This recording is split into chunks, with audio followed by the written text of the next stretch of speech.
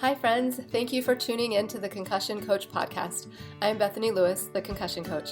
I'm a neurological occupational therapist and certified life coach, and I specialize in guiding people through their concussion recovery journey. I am passionate about helping people understand their injury, speed up their recovery, and reclaim control over their life post-concussion. The purpose of this podcast is to help increase awareness of concussions and the impact they can have on a person's life, and to bring hope to people who have suffered a concussion and those who love them. I firmly believe that sharing stories and knowledge about concussions will bring important light and understanding to this misunderstood and often invisible injury. The information in this podcast is meant to bring that awareness and hope and is not meant as medical advice. The opinions shared are those of the interviewees and my own. If you are suffering with lingering concussion symptoms, I have created a concussion coaching program specifically for you. I will be your mentor to guide you through your recovery journey, offering help with understanding and managing your symptoms, setting achievable goals, and learning how to manage your own thoughts and nervous system in order to get control over your life again. If this program sounds like something that would help you or someone you love, sign up for a free consultation. In the consultation, you'll get valuable information and resources and gain hope for your future. Sign up for your free consultation at the link in the show notes or at my website, www.theconcussioncoach.com.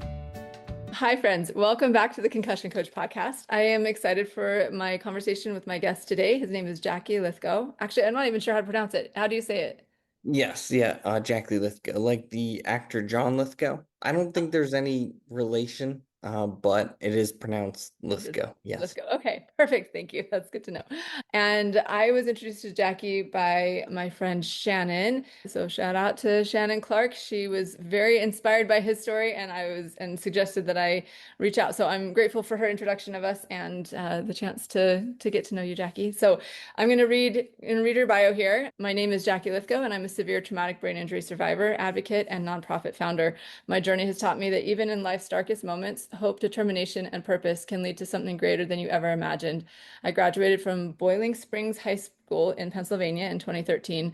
Less than a year later, on February 23rd, 2014, my life changed forever when I was assaulted and suffered a severe traumatic brain injury. In 2018, I founded a nonprofit organization dedicated to supporting traumatic brain injury survivors, especially those who may not have the same resources, encouragement, or support system that I was fortunate enough to have. In the spring of 2021, I graduated from Bloomsburg University, now Commonwealth University of Pennsylvania at Bloomsburg, with a 3.42 GPA. That is pretty dang impressive. I'm so excited to get to know you today. Thank you so much, Jackie. You're very welcome. So why don't we just have you start telling us what happened? Tell us about your injury. It was on the 23rd of February in 2014. Yeah, so what happened was my parents both went to Bloomsburg, so I chose to go to Bloomsburg as well, not particularly because they went there, but I went to different colleges, but decided that Bloomsburg was the best fit for me. So I went up there and I was at a party, an off-campus party. I don't remember a lot from that night in particular, but from all my friends and people who saw, like, they were witnesses that saw what happened. So what happened was I was I left the party because there was a fight that broke out upstairs.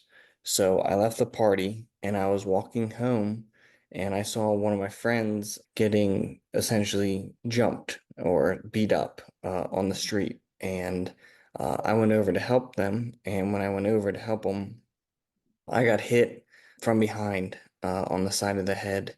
That coincidentally knocked me over. And then I hit the pavement with my head and my body, obviously. Then I was life flighted to the local Trauma One Center, which was Geisinger, Danville. So I got life flighted there. And then I was there for 9 months, and 9 months total. I was in the hospital, and that included Geisinger Medical Center in Danville. And I was there, and then once I was there, I had to I don't know how far you want to go into the medical stuff, but an overview was I was life flighted there and I was in a medically induced coma for 13 days. So, or no, it was medically induced coma 15 days. And after that, then obviously then I had to go through a bunch of different hospital visits, and then eventually rehab. So Yeah. Holy cow. That is life-changing, like you said. Like all of a sudden, totally different. So your experience was obviously more than a concussion. It's a traumatic, like more on the, I know that they don't call it these anymore, but moderate to severe TBI.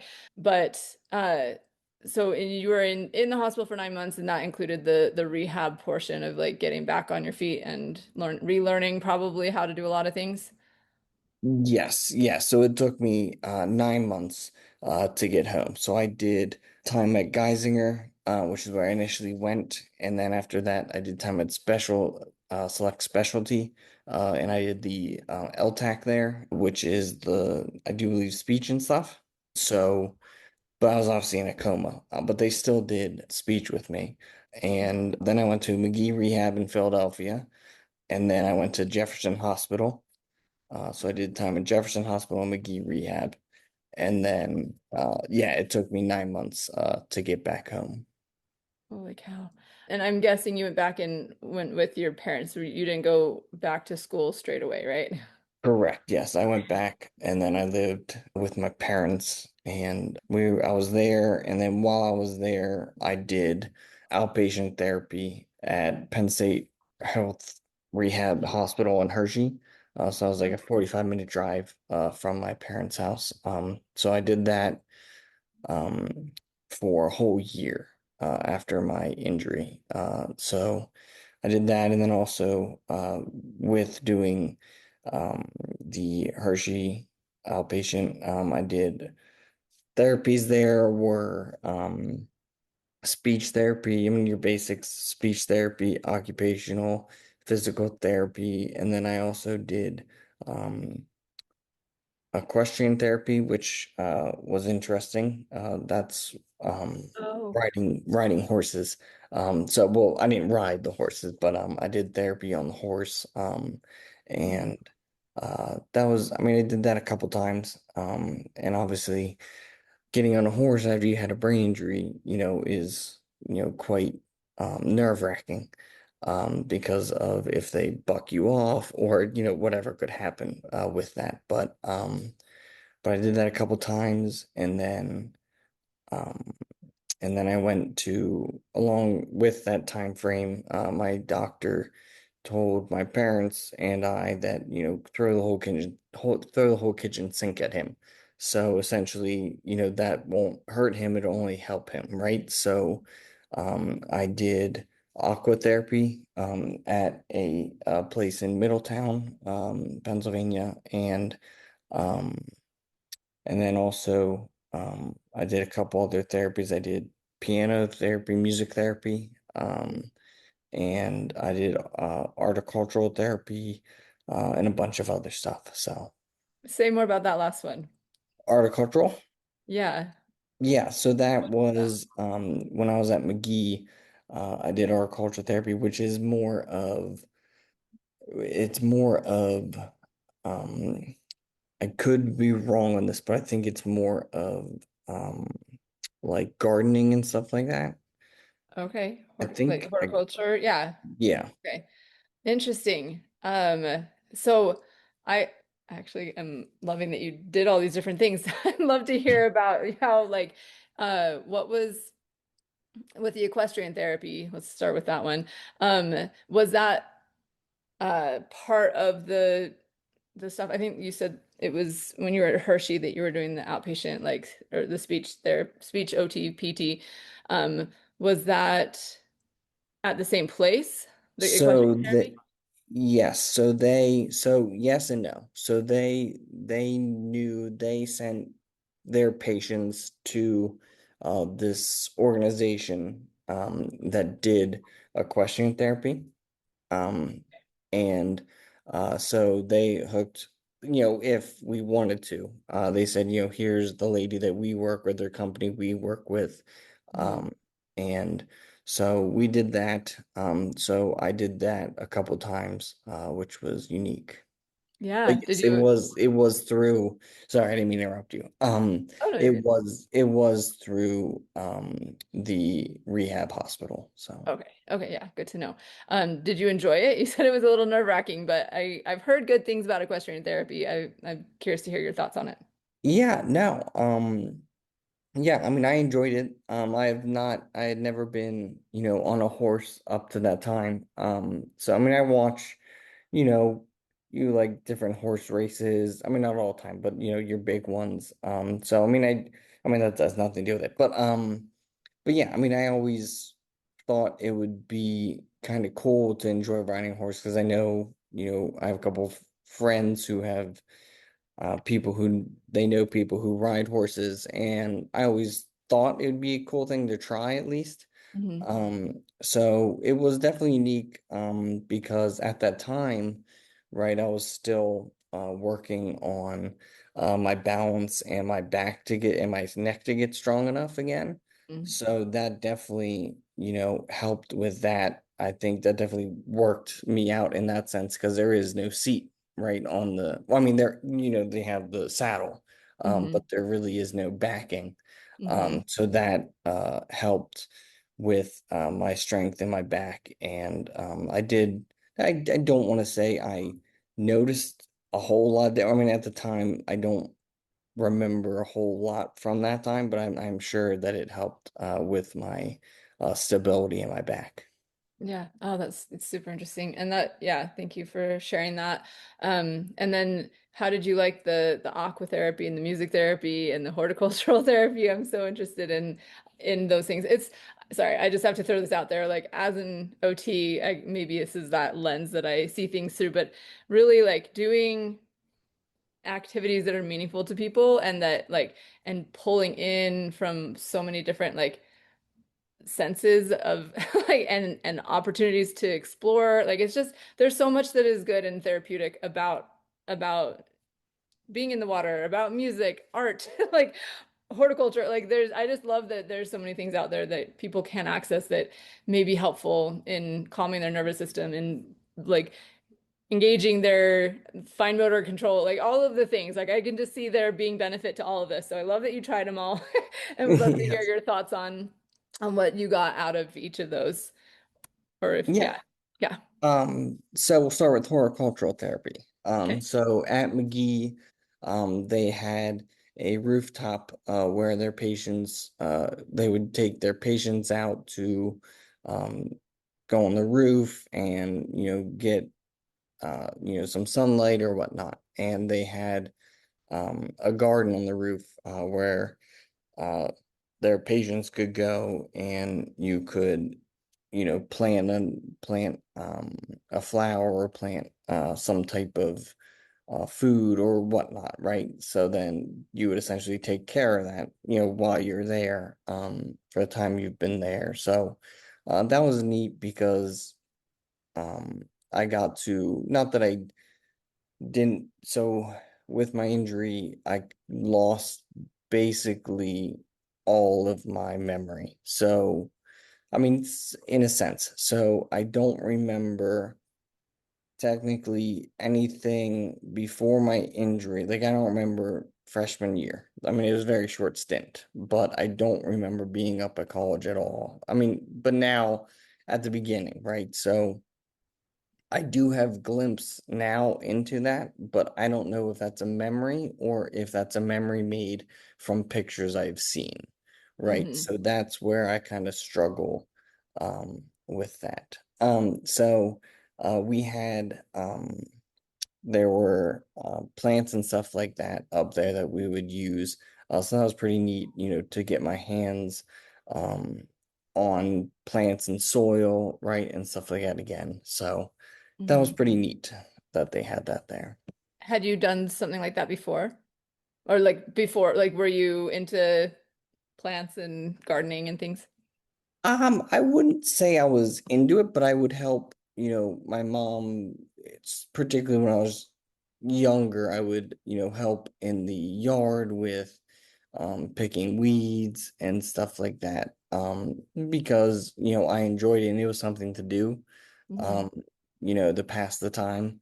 So I wouldn't say that, I love horticultural therapy. I mean, not like that, but I did love the horticultural therapy, but I'm talking about like the plants and stuff. I don't think, I didn't have an interest in having my own plants per se, Yeah, that's but it fair. was, yeah. That's cool. Yeah. How about the music therapy? Yeah, the music therapy was cool. And it was unique because when I was younger, I did play the piano for a little bit. I did that. And I like to listen to music like I think most people do. But yeah, I mean, I found that very interesting because they say that, music taps into a different side of your brain or, along those lines. So I found that, that was interesting and cool because so what happened was with musical therapy, she came over, the therapist came over, and we had a piano at my parents' house. So we played the piano. Um, and I played the piano and it wasn't, extreme. I wasn't like Mozart, but, we were playing the piano. Um, and, then she played some songs on my old phone that were songs that I liked, and she wanted to see if she could get a reaction from me. So I did do that, and that was pretty interesting. I don't have a whole lot of memory from that time, but yeah, I mean, it was pretty interesting to do, and I think it helped me. So. Yeah, very cool. Thank you. Um, and just really fast, the aqua therapy, what did you get out of that one, do you think? Yeah, so that was pretty it was fun. I will say that. But that was the first time that I actually felt like I was walking again. Mm, Because with my injury, I didn't start I was still in my wheelchair when I came home after the 9 months. So they built a ramp at my parents' house, my dad's friends who were in the construction business. They built a ramp in the front of my mom and dad's house to go up to the front door. So I would use that when I was in the wheelchair, use that to get in the house and leave the house. So that was pretty neat. And then, well, that was pretty cool. And then through that, well, back to the aqua therapy. That was the first time I felt like I could walk again because being in the water, it was like chest high. And I think the number is 30% of your body weight or something like that, and is taken off, or you feel like 30% of your body weight. Um, and so they would have me walk. And initially, when I first started, my left side was basically paralyzed. So that was my arm, that was my leg. So the therapist, I went in my wheelchair. They pulled me in the wheelchair, and then they had parallel bars. They stood me up at the parallel bars, and I would try to walk, and slow move my feet in the beginning. And the therapist, I remember in the beginning, would have to move my left foot. There were two therapists in with me, and the therapist would have to move my left foot with their foot, to mhm, help to get me to go again, and to kick in that, you know um, the natural uh, reflex. And so he did that for a while. And then after that, because I can move my right one, but the left one was a little bit slow. Um, so he moved that one, and then in time, that got better. And I remember in time, then I eventually learned how to walk in the water, obviously with the body weight taken off, 30% or whatever the number is. And then, so that was easier for me, to learn how to walk again was in the water. So I walked in the water, and I remember, after I walked in the water, I went to my parents and said, I feel like I can walk again, right? And it was so amazing to me to have that feeling back because that was taken away from me because of the injury. So that was unique, and I do remember that, and I do remember that feeling, and it was one of the feelings that I'll always remember, right? And Mhm. unfortunately, what I went through, but knowing learning how to walk again, that was pretty special. So I did learn how to walk again in there, and then I remember the last therapy I had in there. He turned on the therapist, turned on. So what was interesting was it was like a treadmill, in the water, and it was originally used for horse therapy. Hmm. So they turned it into now using it for patients who need to relearn how to walk or are athletes who can use it, to use it to help get better if they're going through recovery or what have you. So that's how it all started. So it was like a treadmill under the water that I was on, and then obviously they would when I could walk again, they would start me off slow at a slow pace, and then eventually graduate from move the parallel bars, and then eventually no parallel bars, and the whole progress of that. And then on the last day, they at that point I didn't need the parallel bars, so there are no parallel bars, and then he said, okay, we're gonna start running. So on the last day, I remember I was sprinting in the water pool. So that was pretty cool. That is so cool. Oh, I love that so much. It is so, I don't know. I just as a therapist, it just makes my heart so happy to hear like that progression. And it is such a like these things that may seem like little things are such a big thing when you are the one going through it and trying to like relearn stuff. It's just so exciting. I can't even imagine, yeah, like you were saying, like that feeling of being able to do it again. Like what an amazing thrill and awesome experience that would be. But I'll just tell you for your therapist, I'm sure they were so excited too. Like it's just Yes. so fun to see people progress and like relearn. It's so awesome and so inspiring and just like I always am so impressed with the people who are like determined to do it. It's hard and they do it anyway. Like it's so inspiring. So that's awesome. Thank you for sharing the details of those with us. I appreciate that. Of course. Um, yeah, that's so awesome. So, um, at what point did you decide that you wanted to go back to school? Yeah, so it was after, so I think it was kind of during the end of my therapies, at it was basically, I'd say, at the end of my outpatient therapy. Mhm. I kind of wanted, I kind of figured, okay, yeah, I've always had, I always had the itch, to say, to learn more and to do more. And I understand, college isn't for everybody, and I'm not saying everybody has to do college, but I mean, I was going to college, before my injury, and I just kind of wanted to get back to that. And I wanted to, excel.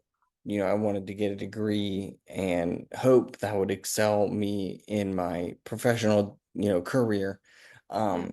So yeah, I think, I wanted to finish what I started, in a sense. So, um, I remember I reached out. Well, my parents helped me as well, and we reached out to the school, and there's a whole lot that we talked about, and then there's a lot that they helped me with.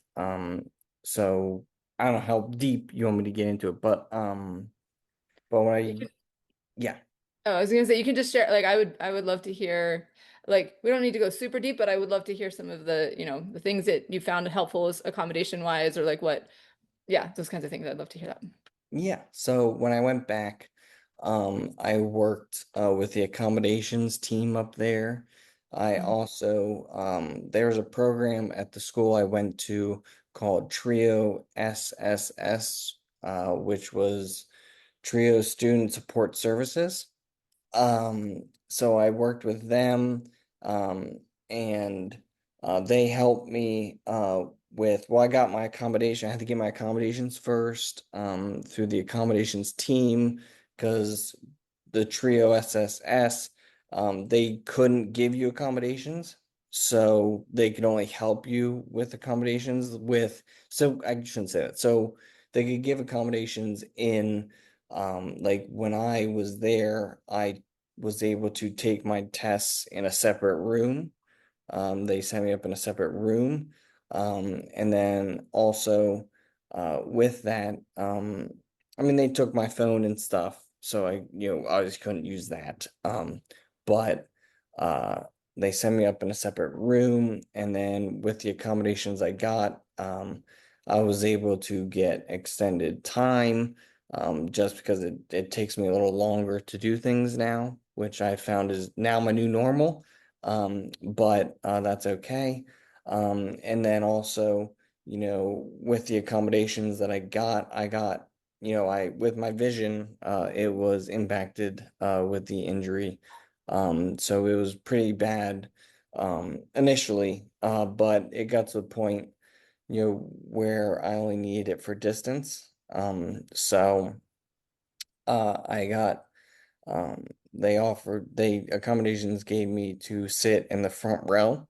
So I sat in the front row of all my classes, and people probably thought I was the teacher's pet because I was always going, I was always meeting with the professors because I had to give them my accommodation sheet, but also, and I try and tell this to people going through college now or any schooling, right? Is get to know your teachers because they're people too, right? Yes.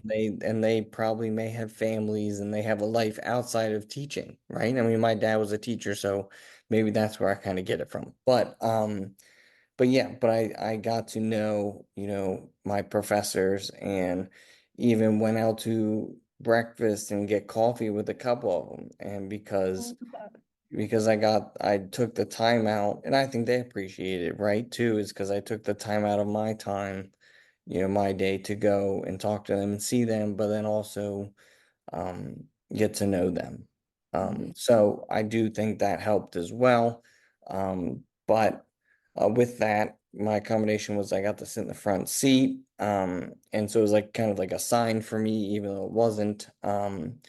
And then also did a bunch of different other accommodations that I got to use. But it was nice just to go to a separate room, right, where I'm not. So I did try to take the class in the classroom with other students and stuff like that, and it just was overwhelming for me because Mhm. it was a lot of different things that were going on in the classroom. I mean, you obviously have your kids, you have your professor and whatnot, but it was just a lot for me at that time.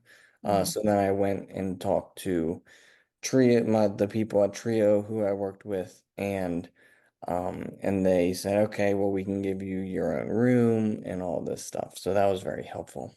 Yeah, thank you. That's good.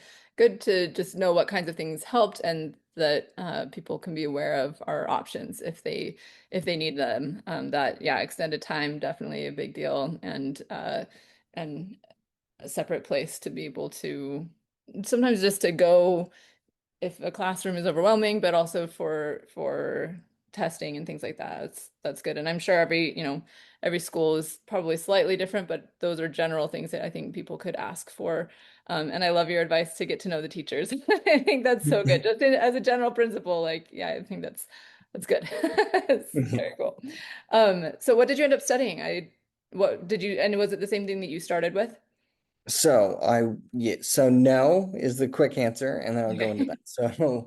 So whenever I went to when I was there to begin, I did just change my major before I got injured. So uh, the major I had before I got injured was I changed to digital forensics. So that is like, you watch CSI and all these crime shows. That's the person who's like the tech person, right? So that's the person who hacks into the phones, and I mean for good purpose, right? Right. Yes. But that's that person. So I was like, okay, so that was before I got injured. So when I went back, um, I took an intro to that class, intro to digital forensics, and I went to that class and I was so lost and confused. I remember after the class, I called my mom and I was crying on the phone because I was like, maybe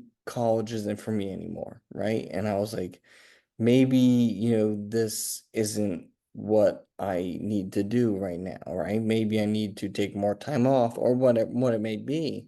And, she kind of calmed me down and she said, okay, well, go talk to your advisor, right? And see if they can help you. I'm sure they'll help you out. So I went and talked to my advisor at Trio and she said, okay, well, let's do some introduction classes, right? Introduction to this, introduction to that. So I did, and I fell in love with introduction to mass communications. So that's what I ended up getting my bachelor's in, the bachelor's of communications or something along those lines.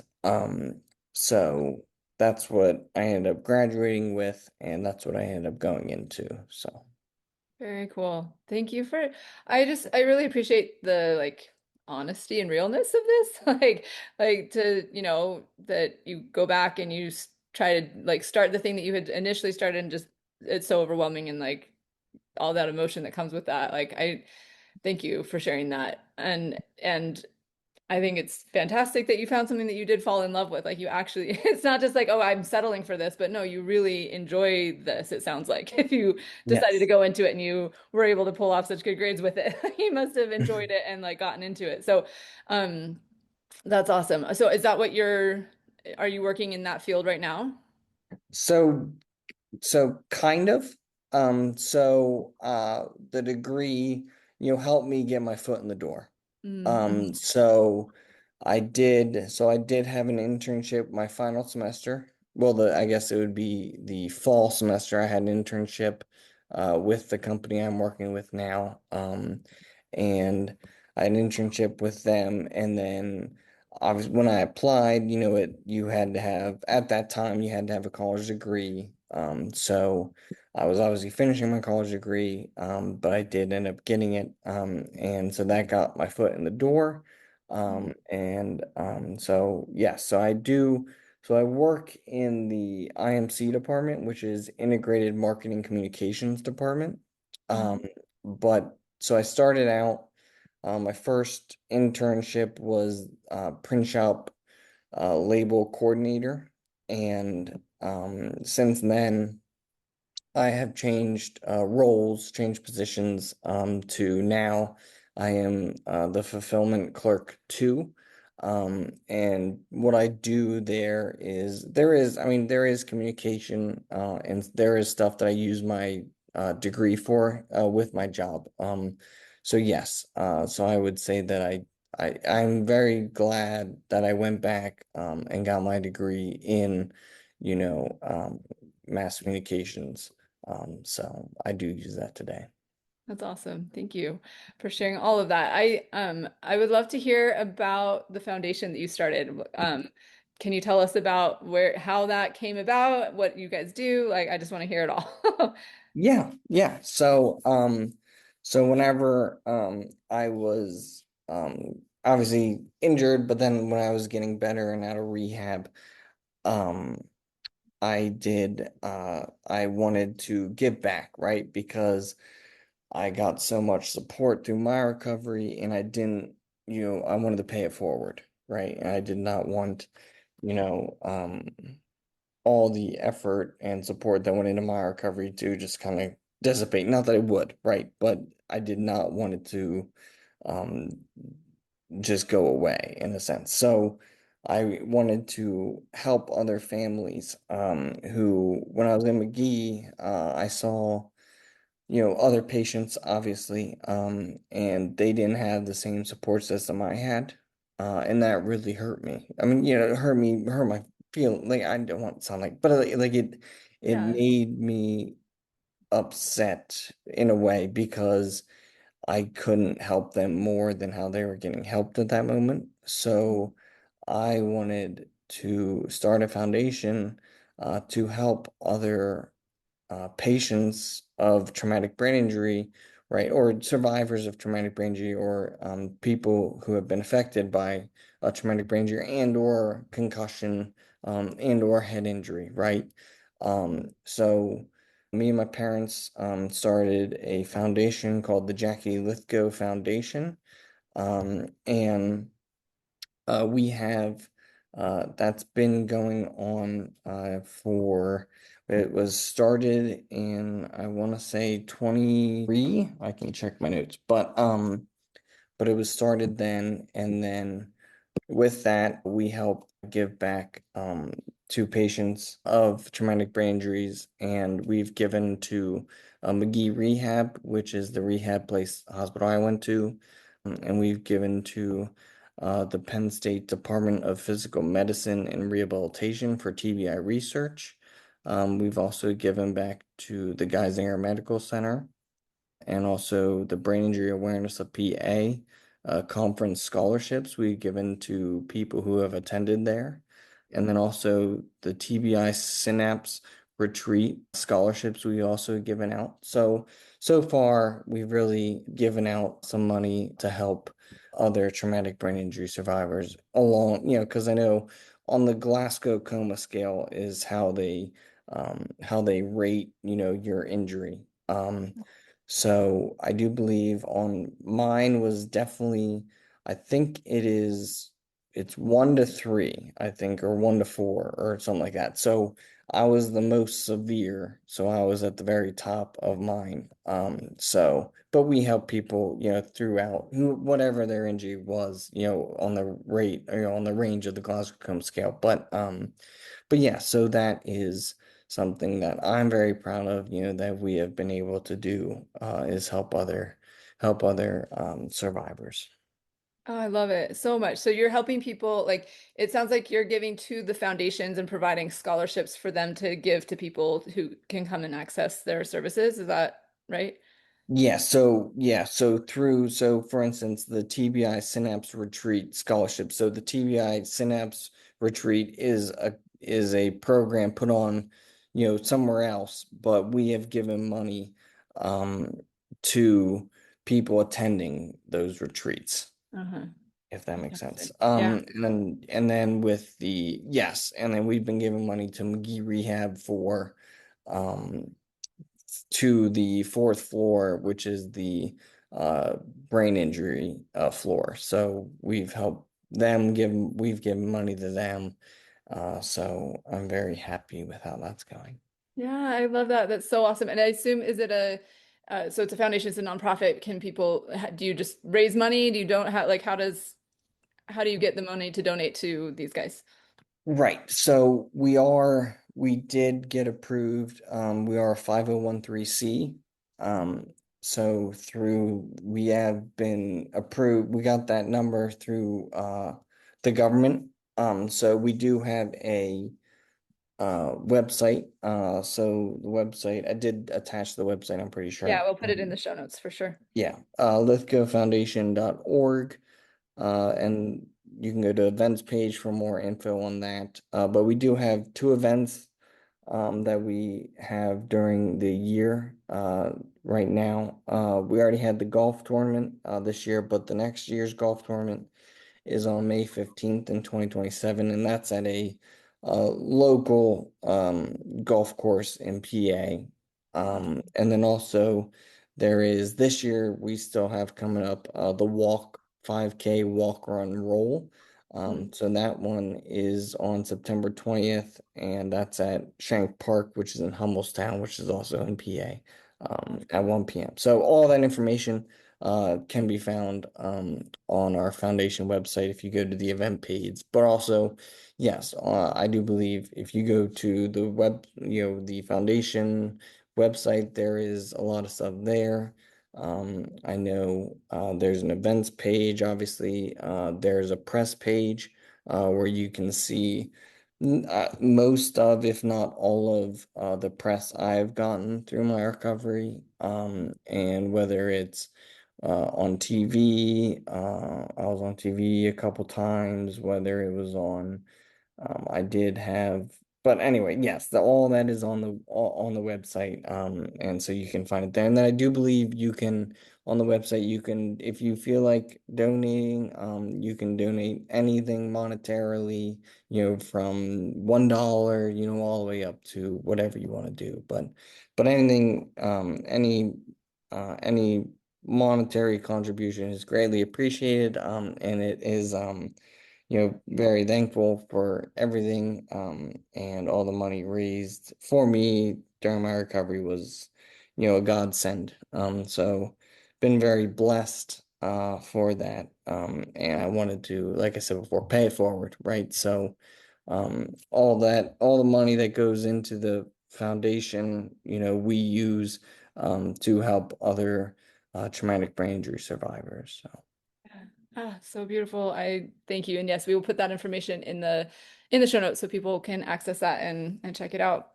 I just think it's so inspiring, and again, just a beautiful thing that you recognize the generosity of others and then want to return that and make it available for other people. It's so needed. I feel like this is again an injury that is not well understood, and people don't generally have a good feel for what it means if somebody's had a head injury just in general, but yeah, depending on how severe or whatever, it really is so impactful for a person's life, and to see you like making a difference for people, I think that's just really awesome. So thank you for that. And I'm curious if you well, how you're doing now.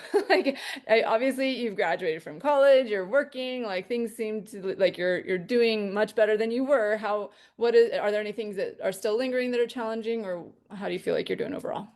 Yeah, overall, I would say you're doing a lot better, obviously from where I started. But yeah, but I mean, I still do struggle, um,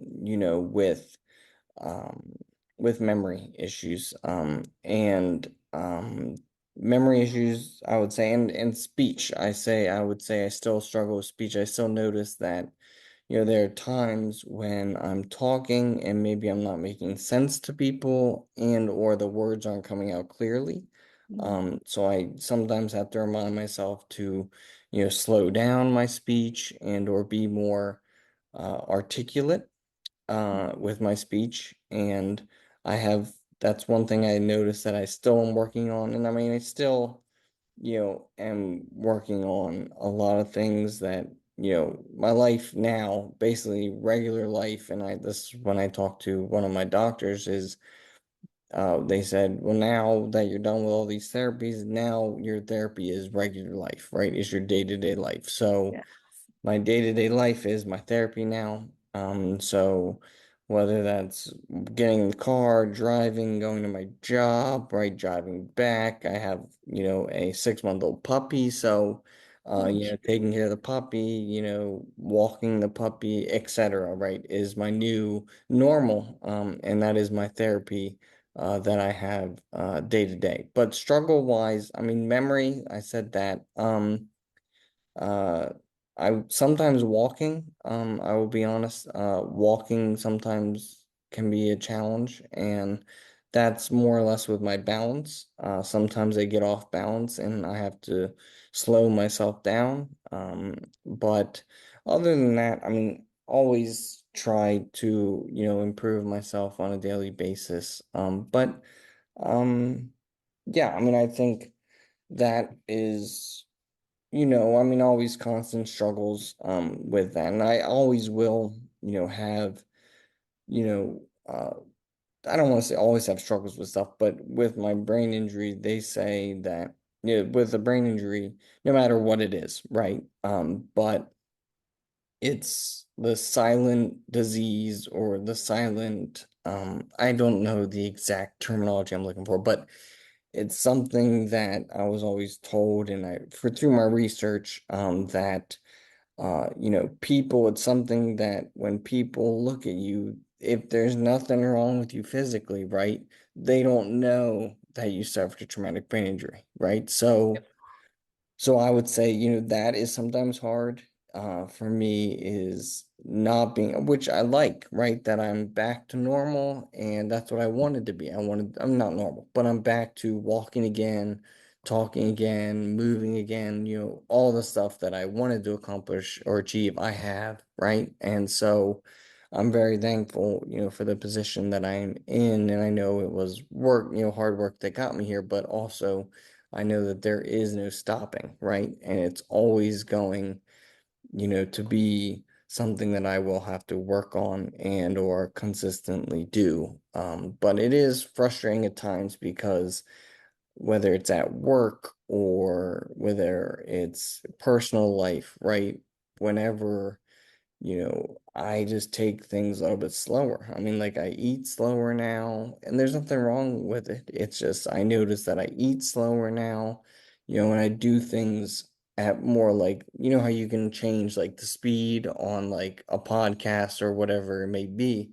Like I feel like sometimes I go at like 0.75, right? Or 0.50 because that's kind of my new life. And I try not to get frustrated myself, but sometimes I do because, my brain isn't going as fast as I would like it to go.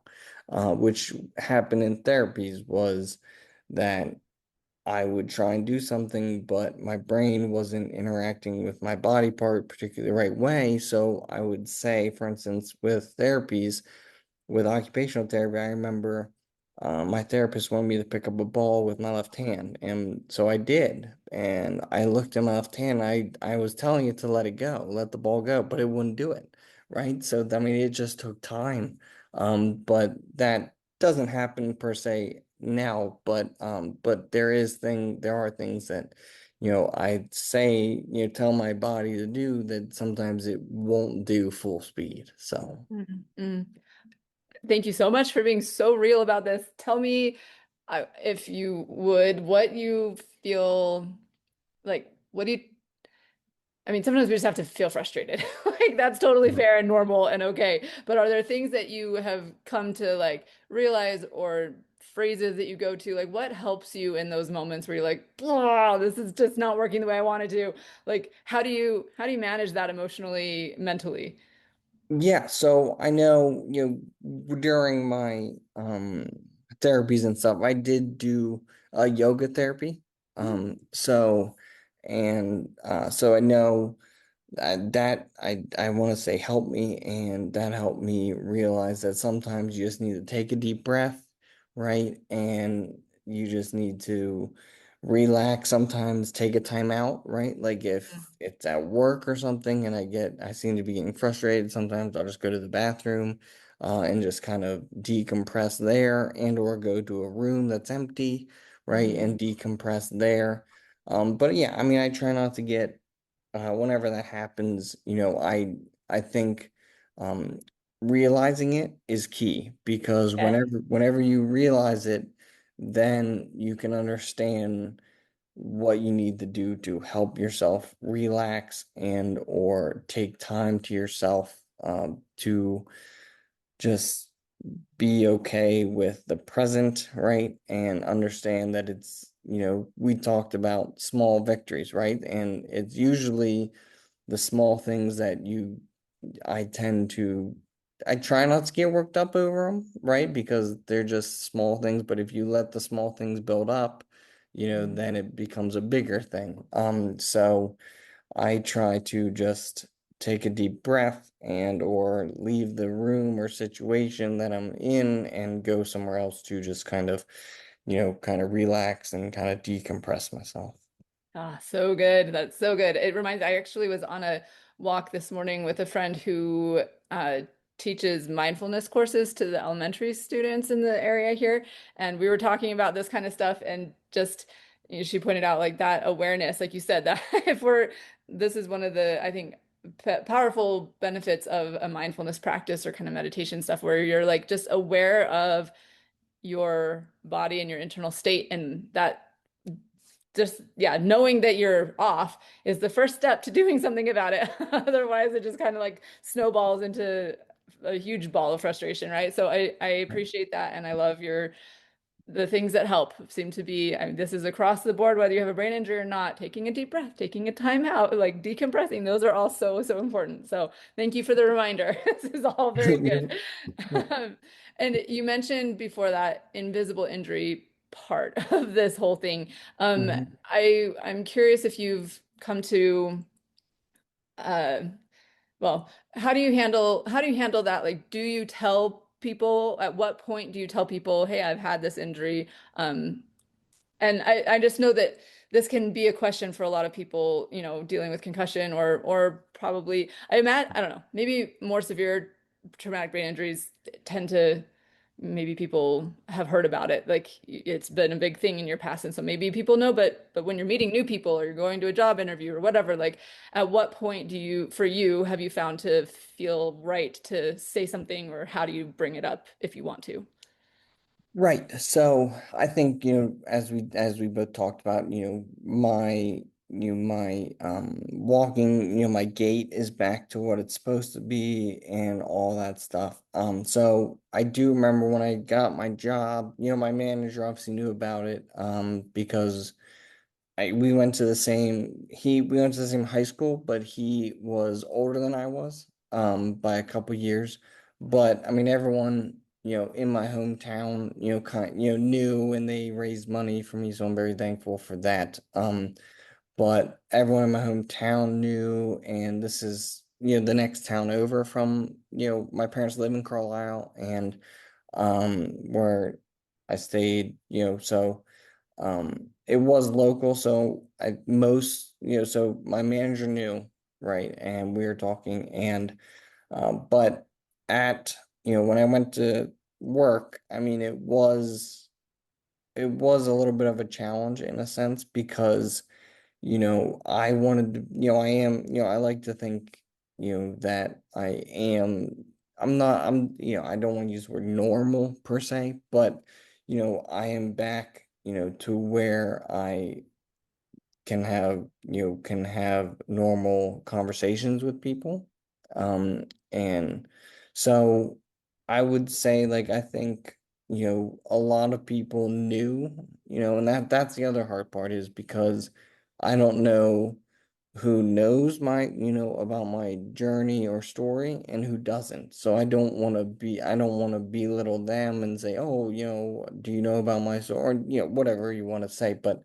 Um, but yeah, but I think, it was a gradual process. So when I meet new people, I think, I don't come out and say it right away. It's kind of a thing that'll come up in conversation if it does. Um, and then it'll take a little bit of time. I mean, I remember when I was in college, it was a little bit challenging, because it was not that I wasn't happy with it, right? But I knew that, telling them, oh, I suffered a traumatic brain injury, maybe they would think of me differently, right? So those thoughts always went through my head. But I never kind of let them get to the forefront, because, ultimately you are who you are, right? And and I view myself as Jackie 2.0, right? So there was a Jackie before my injury, and now I'm like the 2.0 version. So whether that's improved all the way, I don't think so, but it's like, so yeah, so I like to call myself, Jackie version 2.0. So I've come to realization that, this is who I am, and it's my story to tell. So I will tell, people, and I won't jump into it. Like I said, I won't say, oh, wait, I suffered a traumatic brain injury, February 23rd, 2014. Like, I won't, I won't come out and say that right like that. But if it comes up in conversation, I will say something. But also, like I said, I'm, on speed, 0.75 or zero point 0.5, right? So, I will let people know that I may take more time to eat. That is not anything that you need to worry about, or I just want you to be aware of that. And or like, if I've gone out to breakfast with some high school friends, right? And I've had to say, I know, you may be done eating before I am. I don't want you, to think that that's wrong, right? Or to think that you're eating, whatever it may be. But I just want you to know that, there are things now that I am slower at than I was before, which I'm okay with, right? And I want you to know that it's gonna be like that. So, Yeah.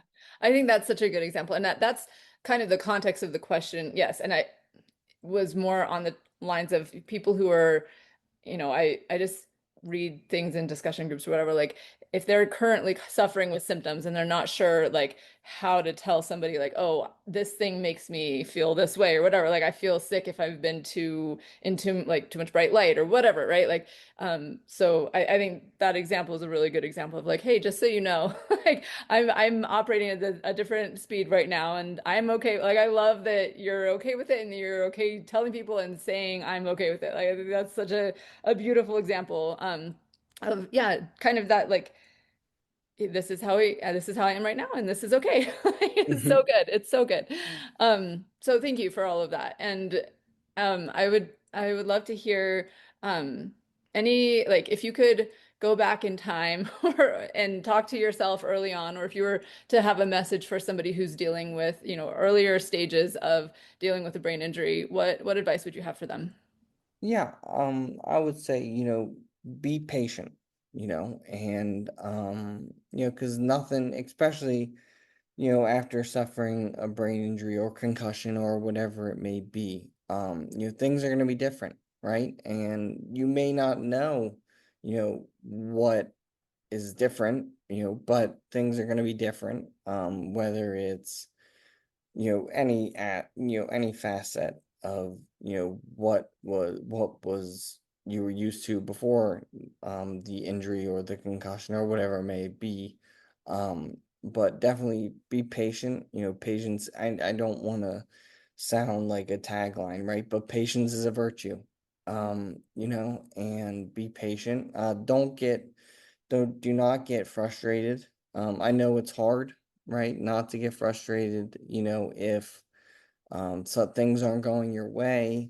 But it's just one thing that you just kind of have to push through, is the frustration. Because it will get better, and um I will say, also, every look at everything as a small victory, right? So whether you, I don't know what situation, but anyway, whatever situation the person may be in, whether it's, walking for the first time or whether it's eating for the first time again after an injury or whatever it may be, just, you know, recognize every small victory because that will help, keep the positivity going, but also, help you build small victories into, bigger victories. So I would definitely say that. Um, yeah, if I could go back, I would definitely say those things. And, it takes time. And obviously that goes with the patience. Um, yeah, I would just say, just be patient, and trust. I know, trust in the process, and listen to, the therapist and or whoever is helping you, because I would say that that definitely helped me, is listening to my therapist, and, take everything in, but also make your own decisions, right? So, listen to what everyone says, but also do what you think is best for yourself. I will say that. But usually that's always, always what people are telling you and what they're saying, but don't push yourself. I would say that. Because whenever you push yourself too far, then you can end up hurting yourself, right? So just make sure that you know your limits, and then just don't push those limits, because like I said before, it could end up being worse than it was. Mm. So Thank you. And so it's so hard, like all of this. And I just all like, it's so funny how I think sometimes our advice even itself is contradictory. Like do this, but also don't do this. Like we have to like, it's a balance. It's finding a balance of in everything, I feel like. So this, yeah, I appreciate that, those pieces of advice for people, and hopefully people can take that and get some encouragement from it and remember that yes, it takes time, but it will get better. I love that, especially. Do you have I spoke with somebody recently who talked about her experience with head injury as a gift wrapped in suffering, which I actually really love that phraseology, and would be interested. It sounds like, you're Jackie 2.0. Like there are things that you have found, on this really, really long, really drawn out, really challenging. I'm not trying to discount any of that. Like it sucks. It's so hard. But as you're on this other side of it and looking back, are there gifts that you found? What lessons or like things that you've gained from this experience that you would like to share with people? Yeah, I mean, I think, a lot, but I think that, one thing is, don't get frustrated with the little stuff, right? And don't get too worked up over the little things that happen, because then, well, I'll say, don't focus on the negatives, and don't waste your energy on negative thoughts and or negativity, because that's just wasted energy. Because that won't do you any good, and that'll just end up wasting your time. I think, focus on the positives, focus on any little thing that you can find that may, boost your morale and or help you get through the day. I will say that, for me personally, I, really cherished, and recognized, right? I think recognition, is also key. Um, and recognize the small victories that you have, and also, make sure that you celebrate those small victories, because they are, going to help you in the recovery back. And whether that, if it's a concussion or whatever it may be, um, things will probably change, right, for you. But just know that, it's always going to get better, as long as you put in the work, and you do the things that you're supposed to do. It's going to get better. And, my big thing is I just want to preach positivity, right? And you just always, have to find, a positive in thing. And, I think that's something, that I have taken, from this whole my whole recovery process and injury is, be positive. Because like I said before, negative, you can't waste energy on negativity. And yeah, I think that, be positive is crucial, and that'll help you go a long way in your personal life and in your career, if if that's what you chose to do, well, whatever you chose to do. But yes, yeah, Yes. so Yes. Amen to that. It is, that it can make all the difference when our mindset is leaning positive and the negative. I love how you phrase it, that it's wasting your energy if you're staying in the negativity too long. And I want to just acknowledge, I think it's okay to acknowledge that things are hard, and there's a difference between staying in and like, I don't know, indulging in maybe, or wallowing in negativity. Like there's a difference between that and being like, recognizing this is so hard, feeling negative sometimes. That's like normal part of existence. But then like to like getting help if you need help, or like doing the things like you were saying, like take a break, decompress, like take like take action to get yourself out of that, because that really will impact your recovery. It impacts everything. So thank you for all of yeah, this. Um, yeah. Oh, go ahead. Were you going to say something else about that? Yeah. So through going through, what I did have, and I know this is a big issue, is mental health, right? And when I went through my injury, when we got home, I still was, struggling a little bit with mental health, and I actually, I have, I have faith and I believe in God, and whether people do or not is their choice. But that's what I grasped onto, was my faith. And one night, I had planned,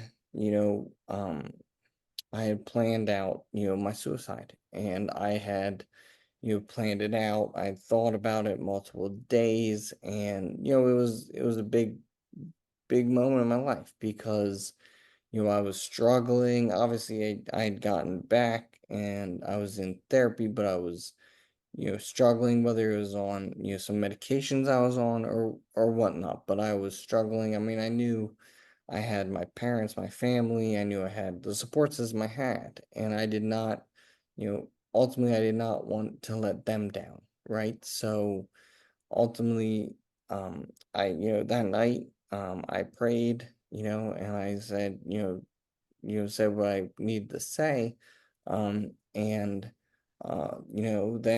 I didn't have those thoughts again, right? So that was a big moment for me, was because I put my trust and trust and faith. And I understand not everyone is a faithful person or believes in God or whatnot, and that's okay. But I think it's good to have something to fall back on if you need support or help, and whether that's family, but also be open about it, right? And which can be very hard, right? I understand that. But I think being open, about your struggles, whether you're a male, female, whatever you may, whatever, I think you should be open about your mental health, because there is support out there, right? More support than you can ever know. And whether that is going to see a therapist, whether that's talking to your significant other, your parents, or your siblings, or your son or daughter, or whoever it may be, there's always someone who's going to be there, who will want to listen. And I know they have, obviously, the suicide hotline, and a bunch of different resources, right, that you can use to help with mental illness. But I think I know I preach positivity and all that stuff, but I also do know, that mental illness, there is also, a negative side to mental illness, right? Or mental health, right? So Yeah. I know that, that is a big thing. I mean, it always should be, a priority, right? And I feel like sometimes people put it on the back burner, and like they get back from work and they're like, oh, I'm not having a good day, or they get done with their therapies and like, oh, I'm not having a good day. But just know that it's just one day, right? And the next day will be better, and the next day, there will be a next day, right? And that's something that I think people, need to be, not need to be, but I think it should take more priority than people give it, per se.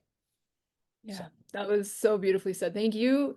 Thank you for sharing that, especially because, like you said, you preach positivity, you recognize the value in that and how important it is, but you've also seen that significant dark side. Like it's not like you're just saying, "Oh, let's always be positive." Like you know the other side of it, and that's the lesson that you take from this, and also that turning to faith thing. I just really appreciate you sharing all of that. It's very real, and hopefully will be helpful for people to hear. It reminds me again of the conversation that I had this morning about um, with my friend. I was talking about how healing happens in connection, and like you said, like turn to family, turn to friends. Like there is help out there. Please, please, you're not in this alone. Find like reach out. And this is the first time I'd said this out loud, but this is honestly what I feel and what I believe. And so I'm going to say it out here because it's not something that I usually say. But in my mind, like when I say healing happens in connection, that can be connection with yourself, with other people, with your higher power, with nature, pets, animals, right? Like we need connection for that mental, emotional, and other well-being. Like it really makes a huge difference. But in my mind, I think that faith in that higher power, like the connection with God, if you want to call him that, or you like however you want to think about it, having connection with some greater power than yourself really, really, in my opinion, is the number one thing that can make a difference. And so I really appreciate you sharing that your experience where in my mind, God can change our hearts and our minds. He's the only one who can actually like change it. And it doesn't always happen immediately or how we would like it to, but it is possible. So I appreciate you sharing that. And but yes, if otherwise, like if that's not an option for you right now, like reach out to the other connections that are in your life, reach out to other people and in all of it, like always do all of them if you can. I think that's the best way. But I do really appreciate you sharing that and your experience there. So thank you. Anything else? We've had a really good conversation here. Anything else that you want to make sure gets said, or if people want to learn more about you or your organization, how can they do that? Yeah, so you can, my foundation website, obviously you can go to that. That has, like I said, all the information you would need, on resources. We have a resources page on there. And we also, there's a lot on the foundation website. You can check out my story if you want to learn more about my story or what happened to me. You can feel free to do that on the website as well. And or you can donate if you want to donate. Don't feel like you have to at all. But if you can, it'd be greatly appreciated. But yeah, no, I would just say, just go and, check out my stuff, the website if you feel like it. There's a lot of stuff on there. But yeah, no, I mean, I would just say, try and stay positive, right? Because, you know, I don't know who originally said it, but every day above ground is a great day, right? And that's something that I, kind of that's the phrase I can held on to in my recovery, because that reminded me that, tomorrow, if today's not good or, if today's not the day you wanted, make tomorrow a better day. Right. So that's what I kind of did. And I think that helps out really anybody. Right. And I think, that's something that you can use to help get through the day. And if the day isn't going well, just know tomorrow will be better, right? And, if you're struggling with mental illness at all, there is help out there for you.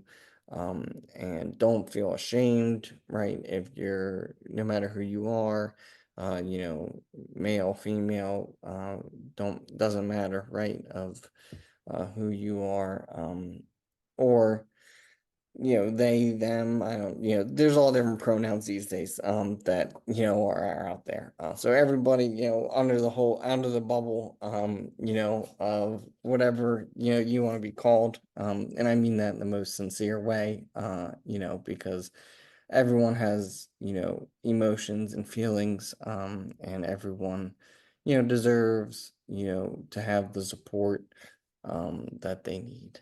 So. Yeah. And every human life matters. Absolutely. Yes. Yes, absolutely. Everybody matters. If you hear this, please know you're loved and the world needs you. So thank you for being here and let's keep it that way. Yes.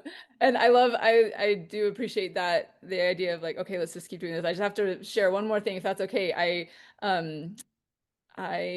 put an email out that where I quoted one of my a former client of mine, and I did an interview with him recently. I can put that in the show notes as well. But he talks about how like his mantra when he was having trouble sleeping was just like, it's just one night, and like it's gonna be okay. It's just one night, kind of like what you were saying. And I put an email out and I got a response from somebody who said that he'd started doing something similar. He said, this is just one day in my life, not the end of my life. And he said that had helped him in a lot of moments where his mind wanted to catastrophize with like always and nevers and when all of that. So I just think that's an important like point to make again. And just emphasize what you said, like it's just one day, it's okay. We're going to move past this day and it's going to be different the next day. So Yes. Good reminders. So thank you so much for what you're doing for the foundation you started and just being an inspiration to all of us. I appreciate getting to know you. Thanks, Jackie. You're very welcome. Thanks for having me on, Bethany. I'm so glad you listened in today. I hope you have gained some helpful insights and inspiration regarding dealing with and recovering from concussions. My goal is to create more awareness and education about concussions and the fact that there is so much that can be done to improve life after someone has had one. Help me spread the message by liking, commenting, rating, and subscribing to this podcast, and share it with others who would benefit from hearing it. There are more resources available on my website. And again, if you or someone you love would benefit from concussion coaching, sign up for a free consultation using the link in the show notes or at my website, www.theconcussioncoach.com.